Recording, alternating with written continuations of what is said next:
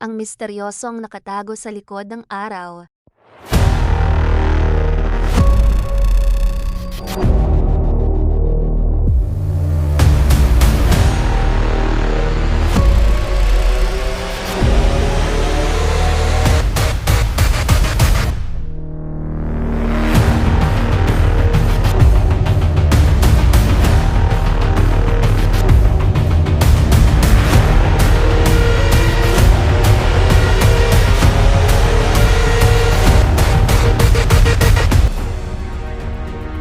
Alam mo ba, may isang turing noon na nagsasabing baka daw may planet na kagaya ng Earth na nakatago sa kabilang bahagi ng araw.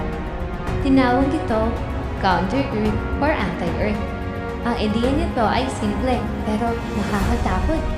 Isipin mo na ang Earth at ang isa pang planet ay umiikot sa araw sa eksaktong parehong bilis. Dahil pareho sila ng orbit, ang araw ang laging nasa gitna. Ibig sabihin, kahit gaano kalakas ang telescope natin, hindi natin ito direktang nakikita mula sa Earth dahil natatakpan ito na matinding liwanag ng araw. Kung totoo ito, maaaring may mga sariling bundok, karagatan, agubatan at mga nilalang na nabubuhay dito. Noong unang panahon, bago pa magkaroon ng modern telescope, may ilang philosophy ang nag-isip na posibleng may ganitong planet dahil wala silang paraan para makita ang likod ng Earth. Hanggang ngayon, nananatili itong isang panaisipan. Kung dating ng modernong panahon, ay simulang magpadala ang mga tao ng mga satellite at spacecraft sa iba't ibang direksyon ng solar system. Kung may kasing laking planeta ang Earth na nakatago sa likod ng araw, malamang ay nakita na ito ng ating mga spacecraft o kaya magpapansin ang epekto nito sa pagdalaw ng ibang planet dahil sa gravity. Hanggang ngayon, wala pong scientific evidence na nagpapatunay na may counter-Earth, pero may mas kakagulat o katotohanan. May mga lugar sa ating solar system na halos hindi pa rin natin lubusang maunawaan. May mga asteroid, kometa, malalayong dwarf planet, at mga bagay na tutuklasan pa lamang habang gumaganda ang ating mga telescope.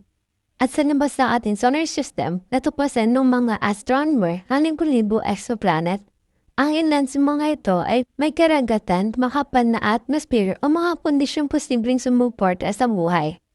Kaya kahit malimam na wala ang outer-Earth, hindi ibig sabihin na tayo lang ang may mundong katulad ng Earth. Sa napakalawak universe, bilang-bilang planet ang umiikot sa muling-buling between. Kung napakaraming planeta ang naroon, bakit hanggang ngayon ay wala pa tayong matibay na ebidensya ng ibang matataninong sibilisasyon? Baka sila ang naghahanap sa atin? O baka pareho lang tayo naghihintay ng tamang panahon para magkita. Hanggang sa araw na iyon, ang kalawakan ay mananatili isa sa pinakamalalaking misteryo ng sangkatauhan.